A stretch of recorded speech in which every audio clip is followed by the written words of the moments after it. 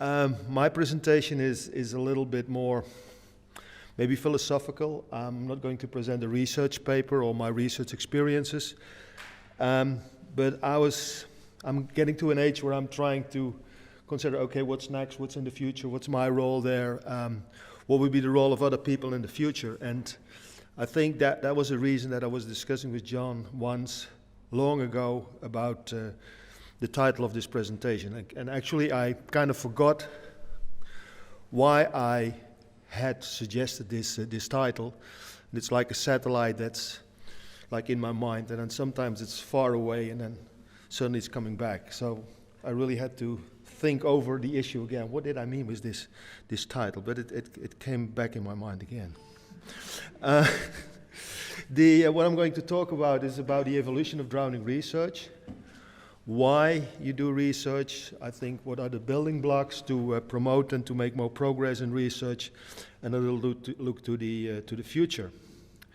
If you go back to where most drowning data come from, it's about all the reports that we have from all the national organizations, and they keep coming back every year again. They provide almost the same type of information, and actually a lot of our knowledge about drowning is coming from the reports of these organizations. And they're very important. They show where they are. They give a raison d'etre, a reason why they are there. They provide some information on what they're doing. But actually at the very end, they do not help us to understand really where drowning research is going to. And actually most of the data are actually repetitive every year, over and over again. And in a way you could consider some of these a kind of organizational narcissism, telling, okay, here we are, look how important we are and what we do. But as a researcher you want to go beyond that specific point. And then we have the epidemiological studies, and actually in the past these epidemiological studies had the same things.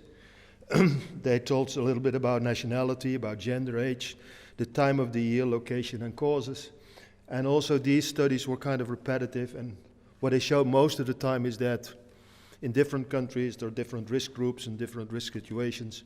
But it didn't add to the so what question. Okay, now we know this. What should we do with this particular information? I'm very happy now that the younger generation, and I put a few of these people have been here, are now looking more in depth in the epidemiology about when people were able to be swimming or which drownings are preventable, what's the role of rescue, the role of resuscitation, the out-group, the risk groups and the risk factors, because these data provide you with information that can be followed up with action points and with improvement and reduction of the number of drownings and the number of people with a bad outcome. When you look to resuscitation research, it had a kind of the same history.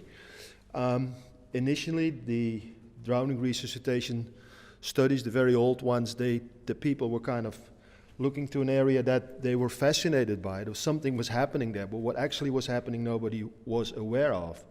And if you really looked in detail, there were so many details that you didn't even know to which details you had to look at. So there was some data collection, there was some data analysis, and there was some data reporting. There was very little relation to that, and at the end of the reporting, actually the so what question again came in mind. What does this really say? And gradually, I'm just taking the wrong button all the time, we became aware that it was relevant not to include all the data, but to select the data, and also that you had to publish your data in a journal, and which is the relevant journal for that. And the recent publication that Linda wrote and I was happy to participate in, I think that was a game changer in drowning resuscitation research, because in this study there was a very very profound scientific way. We tried to analyze a lot of drowning cases where we had a lot of questions about the data collection, about the data analysis, and about the data reporting. And what was most important, there was a really research question at the very end, and a really answer, a research question at the beginning and a research answer at the very end. And we also knew where to put the message, because that is the problem all the time with drowning research, and all the research is, after the research, you have to put your message somewhere in the mailbox.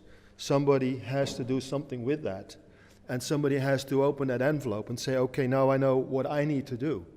And research just for research purposes doesn't serve anything, only the researcher themselves. And I think the people like we're sitting here, we have a kind of a mission, which means that we want to try to reduce drowning incidents and to improve the outcome, and to prevent that those people who don't have any chance to survive as a normal human being, that we stop resuscitation in these people. So we have to bring somehow research to a next level. And to do that, I think it's first of all important that we realize why we do research. And this slide comes from another presentation that I used to give to students, and which is also written in the booklet that you see on the slide, Pre-Hospital Research and Introduction, by the Falk Foundation, which is an international ambulance organization, and the foundation provides money for international research in pre-hospital medicine. And we found out there that why people do research, there's a lot of reasons for that.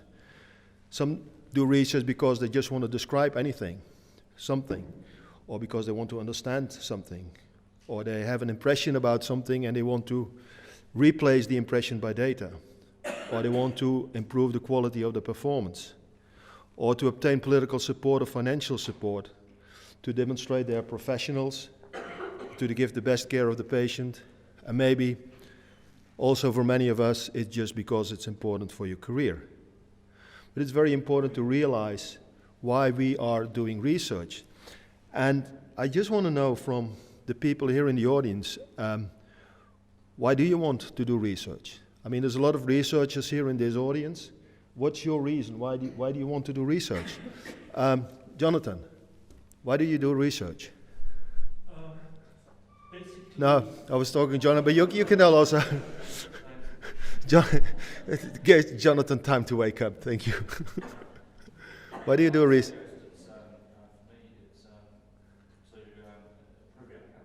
To?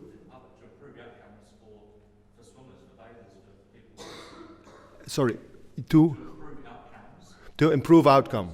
Yeah, people who drown have a better outcome. Linda, why are you doing? Oh, Linda's very busy. Because it's fun and because I like to bash myths. Okay, so that's another reason doing this. And for you? Because I'm curious Uh-huh. and with the aim of changing outcomes and bashing myths. Okay, good. And for you, Tess? Contribute to evidence-based so that we'll have more evidence-based reasons for our actions in drowning prevention. Yeah, so you want to have... Ultimately reduce drowning. Yeah, somebody else who wants... For you, Christine, why do you do research? To change behavior of people, but at the same time also of the environment. It's the same problem like in obesity. It's both Yeah. the individual and the environment. Yeah. So actually we want to achieve something. We don't do the research for the research itself, but at the end of the research we want that there is going to be a change. And I think we're all confronted with the situation that we are able to do the research, but we're not able to make a change into that.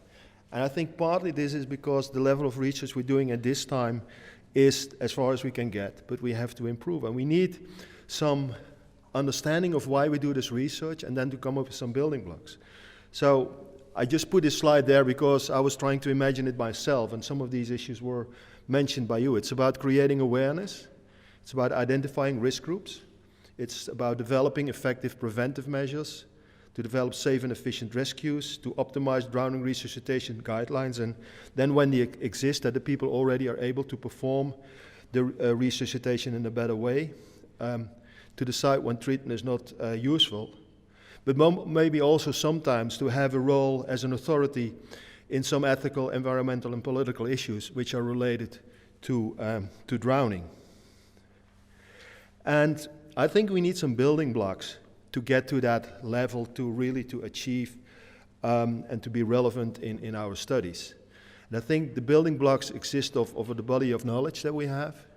about the networks of experts, about a research agenda, about external advocacy and support, about collaboration and partnerships, and about finances.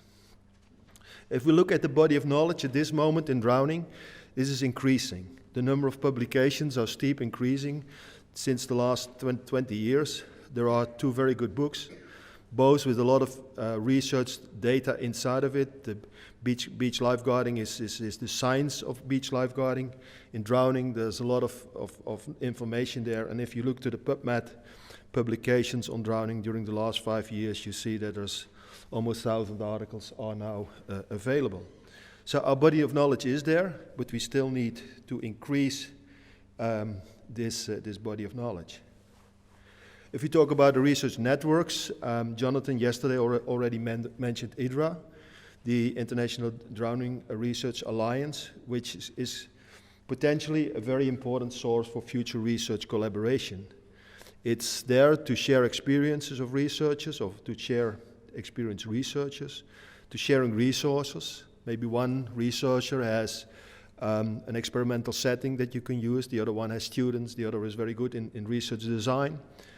It could help to make joint research efforts, because the research at this time is most of the time located in one location, and it has to be expanded. IDRA could be helpful in peer review for junior people who are publishing. It connects you to universities, and it could train people how to do research.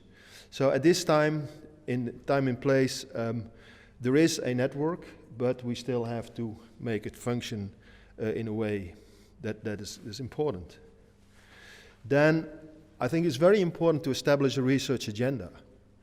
And a research agenda is not like a means by itself, but it helps to people to work together and thinking together about, okay, we're doing research, but what is now really essential?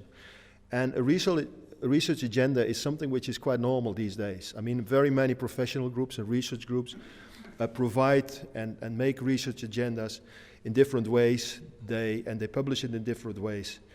And it makes sense. Not that you really have to follow the agenda at the end, but you have a basis to start working. It gives a structure. It helps you to define priorities. It also helps you to find a policy to achieve it. It's very helpful and useful if you are looking for funding, because at the moment that you ask for funding and you say, okay, we had a lot of experts discussing the research agenda, and this is our number 1 on the agenda, and that's why we're asking money, still makes another impression than when you're just asking money because you think it's fun. And the research agenda makes things happening. And again, it's not that a research agenda has to be followed as soon as it's been defined. I think another important thing is that we have to collaborate better and more with universities and institutions. Some are existing, some are under construction, and some of us are working in university settings. But I think it's very important to get that, to improve that, and to try to make that more important. Because there's the expertise, there is the students who can help you. There is also the academic rigor that really tells you that the methodology of your study is bullshit. And that's not nice to hear, but at the end, it improves your methodology of the study. There is the publication pressure. It has the career opportunities. So it means that people remain in the field of drowning research for the rest of your life, and you need this type of continuity of projects, and it's also helpful for funding. Another building block is the external advocacy and recognition. And that is something that on one side is coming to us, like the WHO report on drowning, which is a very important paper of advocacy. But we can also use the media, telling when drownings are happening, what is happening, like Louise is doing now in Spain, giving information every now and then to create public awareness about the problem of drowning, and to use also the window of opportunities. Storytelling is very important. Let people tell in journals, in magazines, on television, how it has been that they drowned. Because the problem of a drowning victim is that you don't recognize it. If you have had a heart attack, or if you have been a burn wound, I mean, people tell about this, I had a burn wound and this is how I look for the rest of my life. Or if you have cancer, this is cancer and this has happened to me. But people who drown, most of them, they recover. And there's no sign that they had been a drowning victim. So it's very difficult for other people to understand what the impact of drowning is. You can't visualize it. And it's also frappé toujours, so be it always. I mean, you see the slide there down there of the child who was there on one of the refugee childs. And I think it was strange and bizarre for me that at that stage the formal drowning community and institutions didn't pay attention to the fact that normally such a child would have been resuscitated. There would come an ambulance, it would go to the intensive care unit. It was just stay there, and the picture was made, and that was drowning. So this was an opportunity to put the issue of drowning on the agenda. Another thing is the collaboration and partnerships. When we were in Potsdam, or maybe before that, there was a lot of low-hanging fruit. There were a lot of research subjects which could be easily identified and could be brought into a research project within a very short period of time, up to a publication. And I'm afraid that most of the low-hanging fruit, research-wise, has been picked. So if we want to go advanced, we have to go to more complex studies, which means that we have to have multidisciplinary studies, where educationalists are working together with anesthesiologists, or trainers are working with physiologists, or epidemiologists with clinicians. We also have to start with multinational studies. If you look to drowning resuscitation, it looks as if you need to have 8 million people on a beach to have one resuscitation. So if you want to have a study with 50 resuscitations, you need 400 million beach visitors to get a resuscitation study, including 50 resuscitations, to do a study on drowning resuscitation. Which means that that's only possible when you get a lot of people from different countries and different beaches together. And also collaboration is important for the implementation and to get evidence-based recommendations. Because as we were all saying, you want to achieve something, which means you have to implement it. And for implementation, you need other people than the researchers. So you have from the very beginning to work with these organizations that allow you to implement the advices or the recommendations that you are giving. And there is the issue of finances. That's a chapter by itself. Maybe it's not the most difficult one, but I'll leave it where it is for reasons of time. So, what is the future of drowning research? I think it's not only about research that we have to think for the future. It's, I think, even more important that we have to develop the infrastructure, the building blocks for the research that we are needing to achieve a drowning-focused research culture and to implement those recommendations and advices that's coming out of our research to the people who can use it, to get less drownings, to get a better treatment, to rescue people better, and to avoid a problem. I cannot look really into the future. I don't know if you're going to have a beautiful future with all kind of fancy sea cities, or if we have these fantastic floodings, which look very beautiful on this picture. But I think we have to get prepared for another future, and that we need to work on structuring building blocks. Thank you very much.